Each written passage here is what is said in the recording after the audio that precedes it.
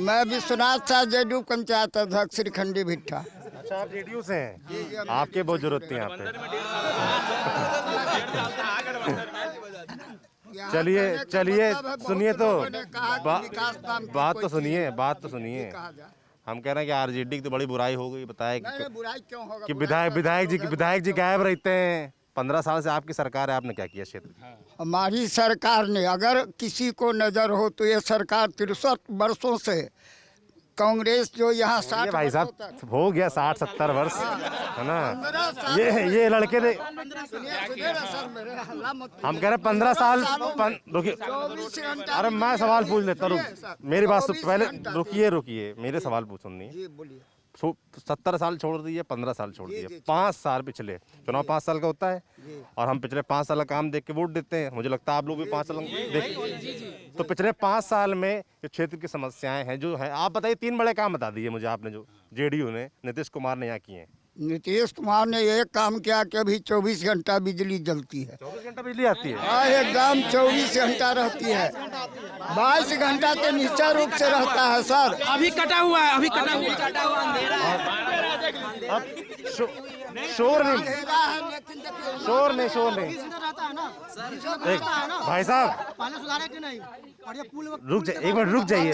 एक बात और बात में निर्माण चालू है, सारे पुल में काम चल रहा है। पुल नहीं बनी, सड़क नहीं हुआ। चिल्लाइए मत, हाथ नहीं लगा। आप भी रुकिए एक मिनट। जी, आपने कहा बिजली आती 24 घंटे, लड़का सब चिल्लाए नहीं आती। मान लीजिए 22 घंटा 20 घंटा। अरे रुक जाइए भाई साहब, अगर आपको चिल्लाना तो आप जा सकते हैं, है ना। बहुत लोग हैं बात करने के लिए, आराम से बात करने करिए, मैं खूब देर बात करूंगा। चिल्लाएंगे तो मैं खुद चला जाऊंगा, है ना। तो ये कह रहा हूँ कि आपने कहा बत्ती आती, बत्ती और छोड़ो अभी बत्ती नहीं आ रही बाकी। चलिए दूसरा काम बताइए जी। अभी कुछ लोगों ने कहा मैंने पुल पुलिया में नहीं बना। पुल पुलिया में आप देखे होंगे रास्ता जो देखते हुए आए, सब पुल पुलिया में काम लगा हुआ है, बहुत बन करके भी तैयार है।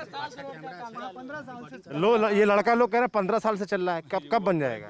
15 साल से शायद आप आए होंगे, 5 साल से तो आते लगा है सर, तो 15 साल की बात करते हैं। हम कह रहे कितना और टाइम लगेगा मतलब बनने में? ज्यादा से ज्यादा हम अगली बार आए तो अच्छा लगे हमको भी, भैया रोड बनी। तो लगता है आपको पूर्ण विश्वास देते हैं कि 21 तक, यह 2001 से लेकर के 2021 तक एकदम सारे पुल पुलिया एकदम 2015 में क्यों नहीं बताया जब चुनाव लड़ रहे थे? 2015 से तो हम काम में लगे ही हुए। हम तो काम में लगे ही हुए, लोगों को मुफ्त अनाज देते हैं, 73 महीना का अनाज दे रहे हैं। 3 रुपये किलो चावल देते हैं, 2 रुपये किलो गेहूं देते हैं। ये खून बेर में 5 महीना का। 1 मिनट और एक मिनट, और यही जो राशन दे रहे हैं, एक मिनट रुकिए ना। किलो लगता है, आपका सरकार में यही 4 किलो मिलता है। मुझे कितना मिलता है आपके?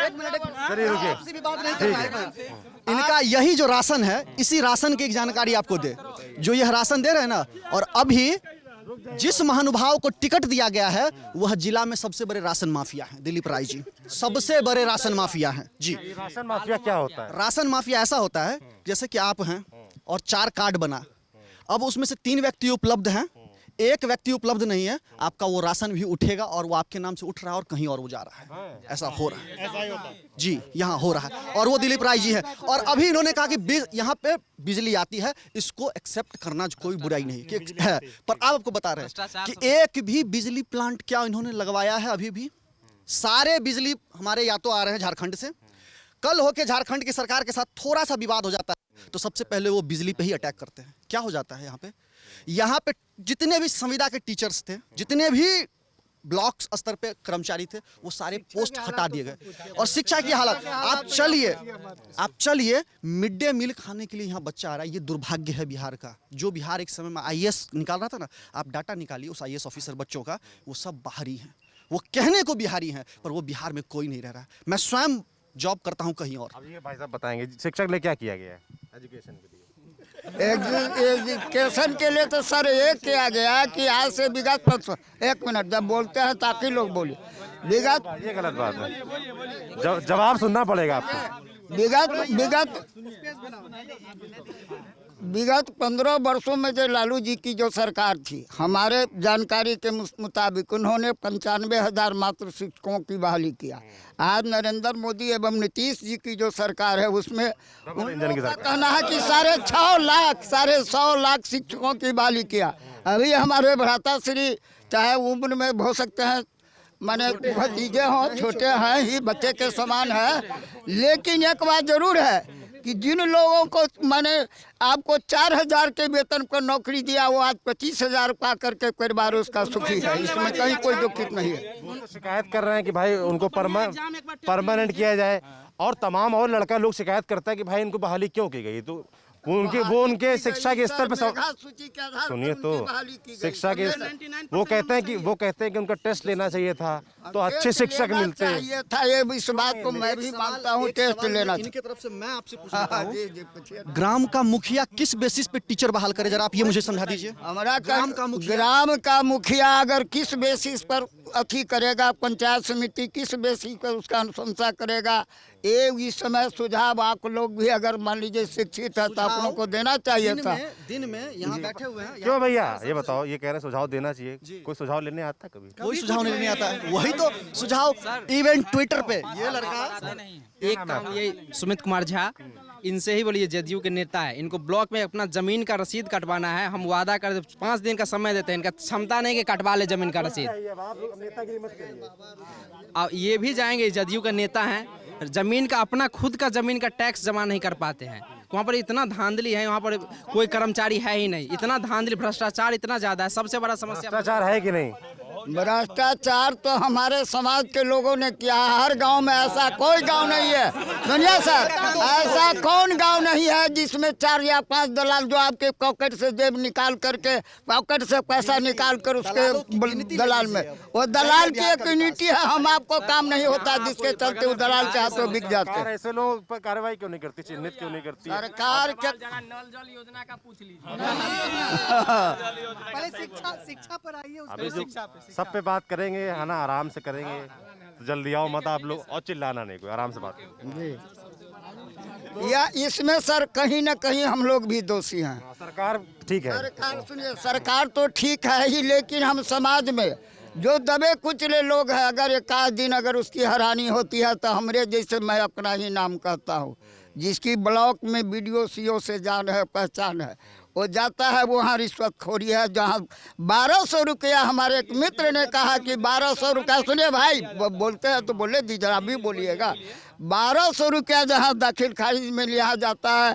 इस गांव के माननीय बहुत बड़े लोग, ऐसे लोग हैं, नाम मैं नहीं गिनाना चाहता, वहाँ 25,000 30,000 ली जाती है। इसमें कहीं कोई संकट नहीं है। आप JDU नेता के तौर पे बात स्वीकार कर रहे हैं कि रजिस्ट्री में जहाँ 1200 लगना चाहिए वहाँ 25,000 लग रहे हैं। हाँ, लगता ही है, कहीं 5,000 भी लगता है, किसी से 30,000 लगता है। अब वो कौन दिलाता है? आप मेरे ही लोग, आपके ही गाँव के ही लोग। ऐसे लोगों को मैं नाम नहीं बता सकता, किसकी से लड़ूं, किसकी से। तो कहते हैं बहुत लॉ एंड ऑर्डर, सख्त प्रशासन है, एकदम डंडा चला रखा है, तो रोका क्यों नहीं ऐसे लोगों को? सुनिए सर, नीतीश कुमार जो कहते हैं लॉ एंड ऑर्डर, सुशासन की सरकार, नीतीश कुमार की ये कमियां हैं।